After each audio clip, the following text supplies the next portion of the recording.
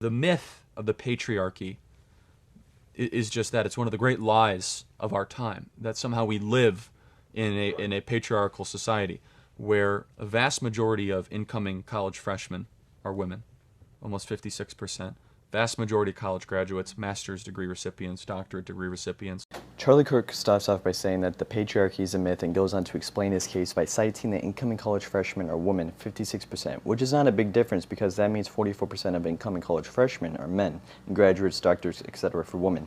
To be honest, this is a complete and blatant ignorance to what the patriarchy is. It is simply defined as when the power of the government or society is predominantly held by men, where women are largely excluded from.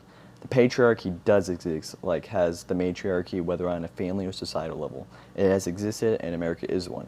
The statistics and the powers and laws and cultures and societal values prove it, as well as having a bachelor's or doctorates does not necessarily give women more power or any power in their own governments or system. Thus, we must look to our governing branches and presidents and police, etc.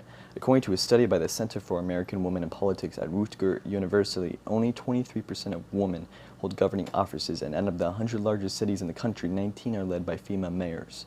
Holding less than even 30% of the power in our system does not give women any choice or power in our governing body. Law enforcement employees for women is a staggering low 26%, and police officers is 11.6%. That's a huge difference within our governing system of our power of structure, while as presidents, our former presidents have been always male. Looking deeper in our society, our culture sees women as caretakers and nurturers and are inevitably pressured into doing so, and not many pursuing their dreams via our cultural and societal norms influence that, as well as capitalism does. In our capitalist structure, women are often paid less than their counterparts, and this provides no financial incentives for them to go for jobs that they want, which leads to women feeling unhappy. Ergo, most stay at home whilst men work, because financially it makes sense since men make more than women. Let's continue. Depression, suicide, all these sorts of things. But you are seeing a problem in the college university amongst depression rates amongst young women. And the solution of the feminists and the gender studies professors are, it's because of men this is happening. Right. So that's their conclusion, which it's incorrect. My observation is that some women, not all women, are being forced into a very linear focus on a career pursuit when that's not what they always want. It's funny as he starts listing irrelevant statistics to the patriarchal debate.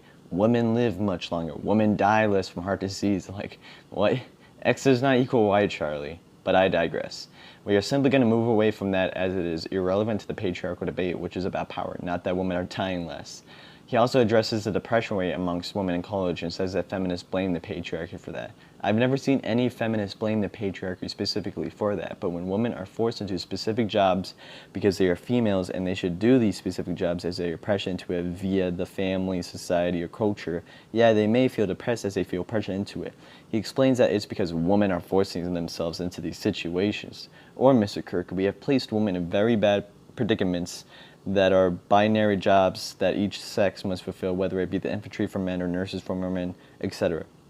It's very simple, Mr. Kirk, that women have this power, this arbitrary power over them via our society and culture to force them into these binary jobs specific by their sex they never chose, which never fulfills their desire.